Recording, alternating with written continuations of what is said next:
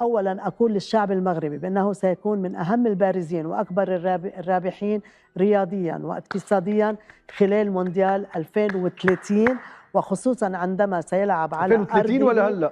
هلا حنحكي عن هلا. وخصوصا عندما سيلعب على أرضه وبين جمهوره، وأتوقع بأن يكون فريق المغرب من أقوى منتخبات البطولة، كما أتوقع أن ينافس في المباراة على النصف النهائي أو النهائيات أو ربما أكثر. وهنا المفاجأة، وبيشهد المغرب مشاريع ضخمة تتحضر للملاعب والكتارات والمطارات استعدادا لهذه البطولة.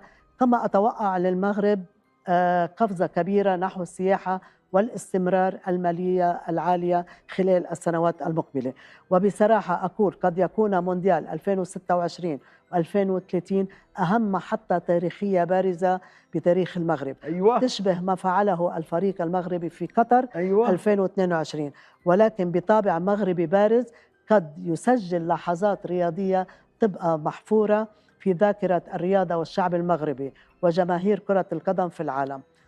هذا بالنسبة هذا خبر بفش الخلاف. إذا للنصف نهائي أو النهائيات وربما أكثر. نعم. ما بعرف شو يعني، بس إنه خير، خبر حلو.